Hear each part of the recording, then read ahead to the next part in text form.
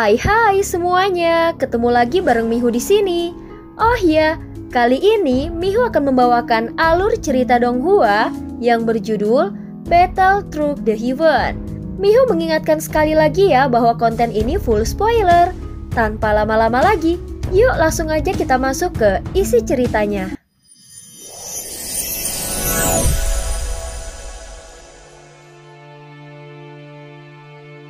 Melanjutkan dari kisah sebelumnya. Sebelumnya tanpa disadari kelompok Xiaoyan, para Taisu ternyata telah membuat perangkap dan menjebak Tianwu. Adapun Sujuo muncul kembali dan menyerang ke arah Xiaoyan. Mata Xiaoyan menjadi dingin dan auranya meledak. Dia tahu bahwa jika avatar Yuan Shen ada di sini, maka dia sama sekali tidak akan tertekan menghadapi Sujuo. Tetapi sekarang Xiaoyan harus mengandalkan dirinya sendiri. Setidaknya sampai dia menerobos keabadian para dewa. Jadi Xiaoyan harus bertarung dengan kekuatannya semaksimal mungkin. Hanya dengan merangsang potensi keabadian para dewa ini, dia baru dapat mencapai pencerahan lebih lanjut dan memahami kekuatan aturan. 7 langkah dewa pembunuh, teriak Xiaoyan. Langkah kaki yang kokoh tiba-tiba muncul di langit dan segera beberapa langkah kaki ini bergegas menuju langkah kaki Sujuo. Sebagian besar kekuatan 7 langkah dewa pembunuh bergantung pada kekuatan tubuh fisik Xiaoyan. Tetapi ketika saat dia menggunakannya lagi, Xiaoyan merasa keterampilan bertarung 7 langkah dewa pembunuh ini sepertinya telah kehilangan sesuatu. Keterampilan bertarung ini telah kugunakan sejak berada di tahap dewa petarung. Bagaimana mungkin ini masih terasa aneh saat kugunakan sekarang? Ini seharusnya merupakan skill bertarung tingkat tinggi. Tetapi ini membuatku merasa seolah-olah bisa memaksimalkan kekuatannya dengan tingkat kekuatan yang lebih rendah. Pasti ada sesuatu yang salah. Xiaoyan tidak sepenuhnya tenggelam dalam pikiran ingin membunuh selama pertempuran. Sebaliknya dia memikirkan segala hal tentang kekuatannya. Bagaimanapun beberapa masalah hanya bisa diselesaikan di dalam pertempuran. Sepertinya bukan karena cara penggunaannya yang salah, tetapi perasaan. Ya, perasaan itu yang tidak tepat. Sambil berbicara dia mengambil langkah perlahan. Xiaoyan yang awalnya menampilkan 7 langkah berturut-turut, kali ini dia mulai melambat. Terlihat telapak kakinya bertahan lebih lama di udara. Dan setiap langkahnya sepertinya mengandung jejak pikirannya. Langkah kaki ini tampak sangat kuat dan dapat diubah serta dapat diintegrasikan ke pikirannya. Kekuatan 7 dewa langkah pembunuh ini bisa berubah menjadi lebih kuat. Setiap langkahnya seolah-olah bisa menyatu dengan pengalamannya bertahun-tahun. Sehingga membentuk kekuatan sejati dari dewa yang lebih kuat. Setelah Xiaoyan mengambil langkah ke-6, matanya tiba-tiba menatap Sujuo. Di dalam hatinya tidak ada sedikit pun belas kasihan terhadap Taisu. Yang ada hanyalah dendam membara. Dendam itu melampaui tubuhnya sendiri dan menyatu dengan kekuatan bintang-bintang yang melintasi jalannya. Meski tidak terlihat oleh mata telanjang, namun kekuatan itu nyata adanya. Xiaoyan segera mengangkat telapak kakinya dan perlahan-lahan berhenti di udara. Sebelum jatuh ke dalam kehampaan, bayangan langkah ke-7 tampak berkumpul dari kehampaan. 7 langkah dewa pembunuh ini terhubung satu demi satu, membawa kekuatan teknik bela diri ini ke puncaknya. Pada saat ini, tanah di bawahnya langsung berguncang hebat. Jejak langkah ini tidak hanya mengungkapkan kekuatannya, tetapi juga mencerminkan seluruh tekad dan pengalaman hidupnya. Bayangan langkah Xiaoyan menjadi semakin kuat lalu menghancurkan bayangan hitam raksasa Sujuo yang panjangnya ribuan kaki. Ketika langkah terakhir Xiaoyan mendarat, suara retakan terdengar memenuhi udara. Dan bayangan itu pecah menjadi serpihan. Tidak mungkin. Bagaimana kau bisa menjadi kuat hanya dengan mengandalkan keterampilan bertarung seperti ini? Ucap Sujuo tampak sangat terkejut. Jelas sekali dia telah membunuh banyak keabadian kaisar dari Sensi. Jadi dia memiliki keyakinan mutlak sebelum melawan Xiaoyan. Dia merasa Xiaoyan pasti tidak akan dapat menangkap satu serangannya. Namun kenyataannya kekuatan 7 langkah dewa pembunuh Xiaoyan melebihi ekspektasinya. Keluarkan semua trikmu yang lain. Jangan terlalu banyak berbicara omong kosong. Dasar bodoh. Saat ini suara berat Xiaoyan terdengar keluar, terkadang kalimat sederhana yang bisa merusak suasana hati dan membuat lawan menjadi bingung bisa digunakan untuk melemahkan mental lawan. Beraninya kau menjebakku bajingan sensi. Jika kau berada di dalam kehampaan, aku juga akan menolak kau kalahkan. Apalagi sekarang kau berada di sini. Jangan lupa bintang ini semuanya milikku. Taisukulah yang berkuasa di sini. Apakah kau pikir bisa keluar dari bintang ini dengan kekuatan keabadian Kaisar langkah ke-9-mu? Seandainya pun aku kalah, kau masih berada di jalan ini dan kau pasti akan mati di sini. Ucap Sujuo berteriak sambil tersenyum liar. Kekuatan Xiaoyan memang mengejutkannya. Tetapi itu tidak sampai pada titik di mana dia takut. Tidak peduli seberapa kuat Xiaoyan, dia merasa tidak akan berada dalam bahaya hidup atau mati. Tentu saja dalam berbagai kondisi, tidak ada hal yang mutlak di dunia ini. Jadi berbicara masih merupakan hal yang sangat sederhana. Saat berikutnya 5 segel muncul di antara alis Xiaoyan. Tanpa avatar Yuan Shen, tubuh fisik Xiaoyan tidaklah lemah. Bahkan jauh lebih kuat dari para kultivator pengolah tubuh fisik. Apalagi dia juga masih memiliki 3 leluhur di dalam labu dewa bermata 9 yang belum pernah muncul. Hal ini juga bisa dianggap sebagai kartu trufnya. Tetapi ini tidak datang dari kekuatannya sendiri. Xiaoyan sebenarnya masih percaya diri melawan keabadian para dewa tingkat kedua. Lagi pula, masih ada avatar jangkrik emas yang telah melahap banyak prajurit Taisu dan kekuatannya telah menembus ke tingkat keabadian para dewa. Saat ini sumber kekuatan terkuatnya bukanlah tubuh fisiknya melainkan api dan guntur. Untuk tubuh aslinya, jantung api dan jantung guntur adalah senjata utamanya dalam pertempuran. Pukulanku menghasilkan api. Aku adalah api dan semua seranganku seharusnya bisa menyatu dengan api. Ucap Xiaoyan masih terus berpikir. Dia merasa harus lebih mengembangkan kekuatan bertarungnya. Ini adalah cara baginya untuk bisa menerobos keabadian para dewa. Saat berikutnya kelima jarinya perlahan menyebar dan api memenuhi telapak tangannya. Rambut di belakang punggungnya tampak bergerak tanpa angin. Dan api 3 warna di tangannya terus-menerus menyatu dan sudut mulutnya sedikit terangkat. Aku sudah lama tidak menemukan perasaan familiar ini lagi. Suara Xiaoyan bergema dengan nada yang tegas dan penuh keyakinan. Mendengar ini, tidak ada sarkasme di wajah Sujuo. Sebaliknya senyuman di sudut mulutnya memudar dan wajahnya menunjukkan ekspresi serius. Sebagai seorang keabadian para dewa, Sujuo merasa terguncang melihat bahwa dirinya yang berdiri di puncak kekuatan malah ditekan oleh seseorang yang masih berada di tingkat lebih rendah darinya. Dasar semut sensi, kau mencari kematian. Ucap Sujuo berteriak dengan marah. Lalu mengangkat telapak tangannya untuk menyerang. Pada saat ini 3 garis energi hitam segera melesat melintasi ruang seperti bilah tajam yang ingin merobek Xiaoyan menjadi serpihan. Namun di mata Xiaoyan, api berkobar dengan liar. Dia mengangkat tangannya dan api 3 warna mulai membakar ruang kosong. Dalam sekejap ruang itu tampak seperti akan terbakar habis. Dengan kekuatan jantung api miliknya dan tubuh fisik bintang 5, Xiaoyan melepaskan serangan yang dahsyat. Meski tidak mengandung teknik bela diri yang khusus, namun serangannya sudah sebanding dengan teknik bela diri tingkat tinggi. Bagaimanapun jantung api adalah teknik bela diri terkuat miliknya.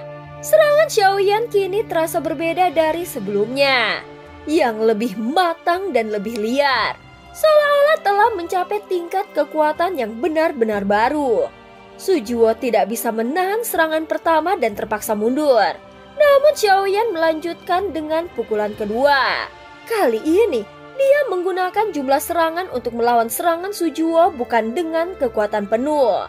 Saat keduanya bertarung, Sujuo mencoba melakukan serangan licik. Dia memuntahkan jarum-jarum es kecil yang hampir tidak terlihat dan mengarah langsung ke tubuh Xiaoyan. Namun dengan kekuatan jiwa dan kepekaan Xiaoyan yang tajam, dia segera menyadarinya. Ketika jarum-jarum itu mendekat, mereka langsung tersentuh oleh api Xiaoyan dan semuanya menjadi tidak berarti. Dengan kecepatan kilat, Xiaoyan menghindari serangan itu dan membalas dengan pukulan lain yang menghancurkan serangan Sujuo.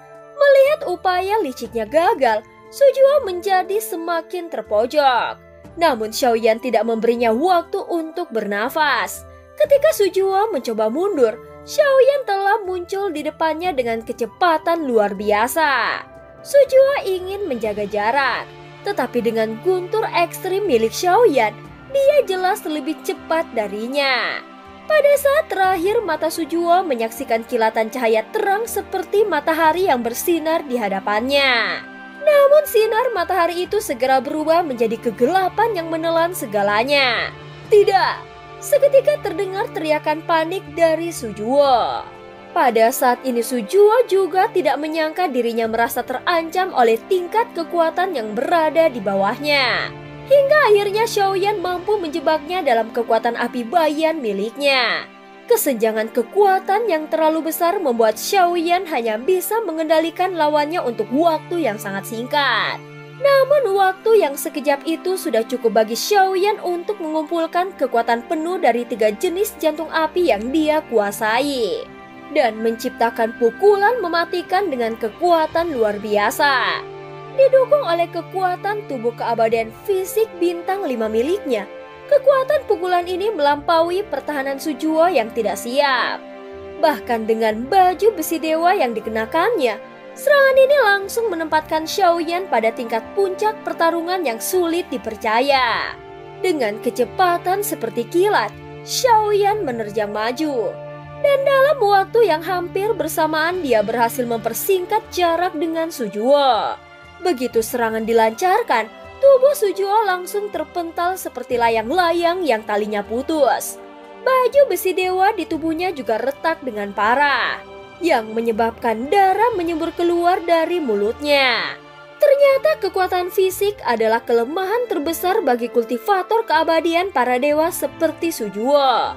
Setelah mendapatkan baju besi dewa, mereka selalu bergantung padanya, sehingga mengabaikan pengembangan daya tahan fisik dan tekad mereka. Tentu saja hal ini menjadi titik lemah yang dapat dieksploitasi. Pada saat ini, Xiaoyan tidak memberi Sujuo kesempatan untuk pulih. Dengan kecepatan penuh, dia muncul di belakangnya lagi lalu mengepalkan tinju dan memukul keras ke punggung Sujuo. Serangan itu membuat Sujuo kembali memuntahkan darah. Dalam keadaan panik, dia berusaha menstabilkan tubuhnya. Tetapi ekspresinya penuh ketakutan sambil terus mundur dengan tergesa-gesa. Xiaoyan langsung meluncur seperti kilat di udara, mendekati Sujuo yang terluka parah. Dengan nada mengejek, dia berkata, seseorang yang mengaku dewa kalah dari manusia biasa, bahkan sekarang mau melarikan diri. Apakah kau tidak takut kehilangan muka? Ucap Xiaoyan dengan suara yang dalam. Ketika suaranya menggema, Xiaoyan sudah berada di depan Sujuo. Kecepatan miliknya yang didukung oleh guntur ekstrim tentu saja jauh melampaui Sujuo. Dengan satu jari yang terangkat, Xiaoyan siap melancarkan serangan terakhirnya. Xiaoyan segera mengarahkan serangan mematikan ke arah Sujuo yang tengah terhuyung-huyung dan kesulitan menstabilkan tubuhnya. Saat jari emas penghancur langit akan menghantam, ada segel emas yang meraung dan menghalanginya. Hingga terdengar ledakan besar yang menggetarkan di udara. Dampaknya begitu dahsyat hingga kekuatan kedua belah pihak saling meniadakan dan membuat keduanya terpental. Sujuo segera menstabilkan tubuhnya, tetapi di sampingnya muncul Su Huai yang sebelumnya telah menyegel Tianwu. Dalam balutan cahaya emas, Su Huai menciptakan segel yang seolah-olah bisa membatasi pergerakan Tianwu. Meski sesaat Xiaoyan menyadari bahwa segel itu tidak semudah yang dilihat, sebagai salah satu Raja Iblis seharusnya Tianwu tidak dapat begitu mudah terikat oleh teknik sederhana ini. Sambil memikirkan hal ini, Xiaoyan mengalihkan pandangannya ke arah Tianwu yang masih terjebak dalam cahaya emas. Ada jarum penekan iblis yang ditinggalkan oleh Buddha itu di tubuhku. Jadi aku perlu beberapa waktu untuk membuka segel ini. Setelah aku membukanya, aku akan datang untuk membantumu. Setelah memahami situasinya, Tianwu yang disegel langsung bersuara. Xiaoyan melihat sekeliling dan mendapati dirinya dikelilingi oleh banyak prajurit Taisu. Adapun ketiga monster itu telah pergi dan tidak diketahui apakah mereka hidup atau mati. Aku khawatir pengejaran terhadap Buddha itu hanyalah kepura-puraan dan mengambil kesempatan ini untuk melarikan diri. Tetapi situasi saat ini sangat buruk dan pilihan terbaik untuk saat ini adalah mundur. Saat ini Xiaoyan bertarung sendirian, sementara prajurit Taisu yang tak terhitung jumlahnya terus mengepungnya. Serang dan bunuh dia di sini, perintah Su Hui dengan nada penuh keyakinan. Kekuatan yang baru saja ditunjukkan Xiaoyan membuat dua komandan Taisu ini tidak lagi ingin menghadapi Xiaoyan secara langsung. Sebaliknya mereka mengandalkan jumlah prajurit untuk melemahkan Xiaoyan secara perlahan. Prajurit-prajurit Taisu ini segera menyerang tanpa memperdulikan hidup atau mati. Dalam menghadapi serangan bertubi-tubi ini, Xiaoyan mengangkat tangannya. 3 jenis api segera bersinar terang di telapak tangannya dan bergabung dengan Angry Buddha Lotus Flame 3 warna. Bagaimanapun ini merupakan cara terbaik untuk membunuh banyak orang. Dalam sekejap, teratai api 3 warna membengkak hingga menutupi segala sesuatu di sekitarnya. Xiaoyan segera melepaskan api 3 warna sehingga menciptakan ledakan besar yang menyapu semua prajurit Taisu di sekitarnya. Mereka yang lebih kuat akan mengalami luka dalam yang parah. Sementara sebagian besar langsung berubah menjadi abu. Saat ini penggunaan energi untuk membentuk Angry Buddha Lotus Flame 3 warna oleh Xiaoyan tidaklah besar. Setidaknya dia bisa menggunakannya berkali-kali tanpa mengalami banyak kerugian. Segera Angry Buddha Lotus Flame 3 warna lainnya bergegas ke arah prajurit Taisu. Sehingga para prajurit Taisu yang awalnya terluka parah, sekarang berubah menjadi debu. Di bawah ledakan Angry Buddha Lotus Flame 3 warna, Xiaoyan bisa melihat bintang ini sepertinya telah dilubangi oleh Taisu. Terlihat ada banyak gua di tanah dan jelas itu adalah milik Taisu. Adapun Su Juo dan Su Hui yang merasakan bahaya besar dari ledakan itu langsung mundur dengan kecepatan penuh. Tetapi Xiaoyan tidak berhenti di situ. Dia terus maju menuju inti benteng mereka dan tidak memberikan waktu bagi lawannya untuk bernafas. Sial, dia menuju inti benteng. Jangan biarkan dia mendekat, ucap Su Hui berteriak dengan Su Juo segera mengejar. Namun kecepatan Xiaoyan yang luar biasa membuat mereka tidak mungkin mengejarnya. Dengan tangan yang terus menciptakan api, Xiaoyan bersiap menghancurkan benteng itu sepenuhnya. Jika dia tidak bisa mengalahkan mereka satu persatu, maka dia akan menghancurkan markas mereka hingga tak tersisa. Api yang dilepaskannya di pusat benteng menciptakan ledakan dahsyat, sehingga Su Juo dan Su Hui terpaksa mundur dan tidak bisa menahan gelombang kehancuran yang datang. Orang ini terlalu sulit untuk dihadapi. Jika inti benteng ini hancur, kerugian kita akan sangat besar, ucap Su Juo langsung berkata dengan wajah gelisah.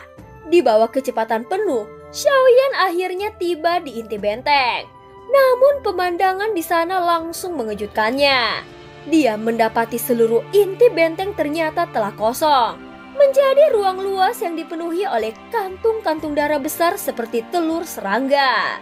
Kantong-kantong ini bersinar samar di kegelapan, mengisi setiap sudut ruang. Mereka juga memiliki ukuran yang berbeda dari sebesar manusia hingga puluhan kali lipat lebih besar dari manusia. Di dalam kantung-kantung itu terlihat bayangan makhluk yang belum sepenuhnya terbentuk. Sebagian terlihat utuh, sebagian tampak masih dalam proses. Melihat pemandangan ini, Xiaoyan tampak tertegun. Mereka sedang menciptakan pasukan dengan sumber daya yang cukup, mereka dapat menghasilkan makhluk yang lebih kuat, ucap Xiaoyan. Namun pada saat ini, Ada sesuatu yang menarik perhatian Xiaoyan di tengah-tengah ruang. Dia melihat sesuatu yang membuat matanya menyipit. Dia menyadari bahwa ada rahasia besar yang harus dia ungkap. Apa ini? Seketika Xiaoyan berpikir di dalam hatinya ketika melihat ini. Jelas dia tidak tahu apa yang ada di hadapannya saat ini. Dan cerita pun berakhir. Terima kasih udah dengerin Mihu dari awal sampai akhir ya. Jangan lupa untuk like dan subscribe. Sampai jumpa.